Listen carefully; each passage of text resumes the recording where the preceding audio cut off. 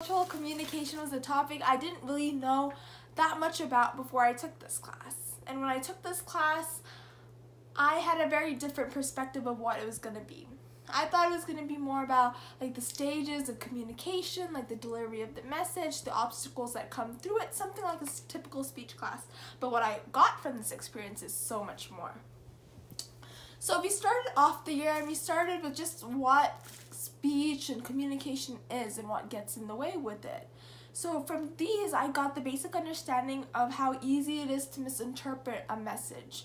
And in today's society, I hadn't really recognized how much could be misunderstood through text messages. But when thinking about it and when asked to analyze my text, I was so surprised. See, a lot of times we use emojis and different types of things to express how we feel, but it's taking away that one-on-one personal contact, and it's also taking away from reading someone's emotions by interacting with them. So that was the first main thing that I really loved about it.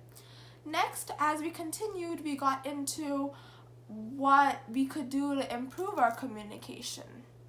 And this was one of my favorite chapters, because when we were talking about how it's hard for people to listen and hard to put biases apart from one another, we had to watch a TED Talk video, and I remember as I was watching the TED Talk video, another video popped up. And it was actually about how there are two different people, they're placed in two different rooms, and they're both from England, and they're asked the same question of how would you react if your daughter got married to an African American. So me thinking of this question, I would think it's pretty normal because around me a lot of interracial marriages occur.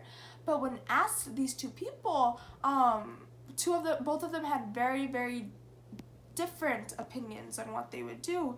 And the lady said that she would hate it for her daughter to marry an African American, but the man said he would be fine with it.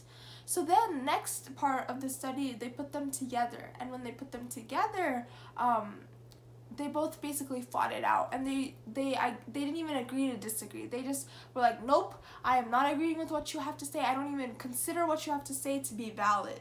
And this is where I saw that link missing, where in order for us to be able to look at a different perspective and to learn something that we'll remember for the rest of our life, we had to gain that information. So when they put them in the opposite room and they kept arguing, no message was coming through, and all there was their brains battling it out. Instead of listening to what they had to say, they were thinking of the response and what they were going to say to combat the next attack. So that was very useful, and I used it in my day-to-day activities because I realized that I'm not a defensive person, but a lot of times when I am feeling a little attacked, I'll think of ways to defend my actions, when in reality I don't need to defend my actions, but just think through before I actually make them. So that was the highlight. Next up, we talked about how there's different factors that contribute to prejudice and how we see a certain type of person. So when we were doing this chapter, I was thinking of my friend, and I talked about it in our discussions, and I saw a lot of people had similar problems where they didn't know how to approach people from different cultures. So freshman year in my high school, we had a senior who would take the bus, and she spoke Arabic. She would wear a hijab, and I always thought it was very pretty. And so one day there was no room on the bus, so I went and sat next to her, and I started talking to her, and I told her about how my mom's close friends, almost considered brothers, were also from the same place she was from, and she started talking about it, and she told me about how she felt a lot of prejudice, especially around when she wore her hijab and when it was the time of 9/11. So I hadn't really stopped to think about this from their perspective, because I know that there's a lot of racism directed towards them, and being a brown person myself, even though I'm from India, if you're brown, you're automatically considered some sort of terrorist. And there's nothing wrong with being Muslim, but having that preconception set up against both of you and just saying if you're brown, you're a terrorist is horrible. So when I was talking to her about all of this, I saw how difficult it was for her to even be seen as a regular, American, just because of that one piece of cloth. So when I was looking at this, I was looking at how much prejudice there is against different races and how humans tend to separate themselves into separate, distinct groups just so they can feel that one is superior from the other.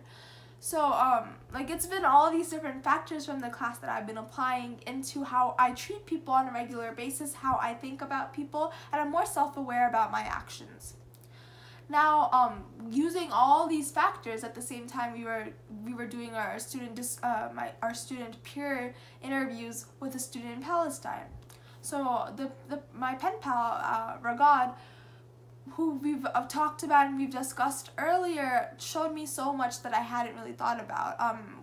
As I mentioned during the video discussion, I used to think that Palestine was sort of a war zone and no one really did anything and everybody was scared for their lives, but he showed me that it's so much more. But then it also showed me another aspect of how much Americans don't know. And since we're so comfortable with looking at our phones and looking at social media and all of the news that are happening in the different countries, we don't take time to reach out and actually see if what we are being shown is always true.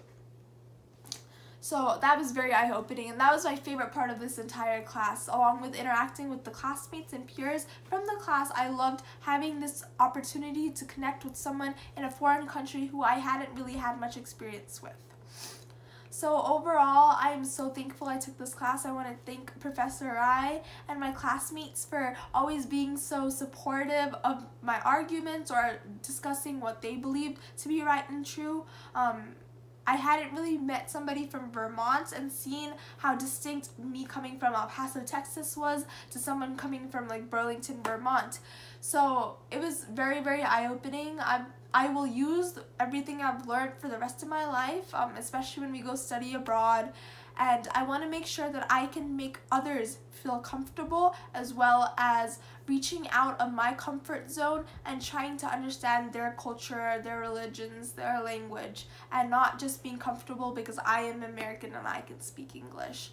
So overall, this class has taught me to empathize with others and not only to be comfortable with myself, but to help others and understand them. So thank you.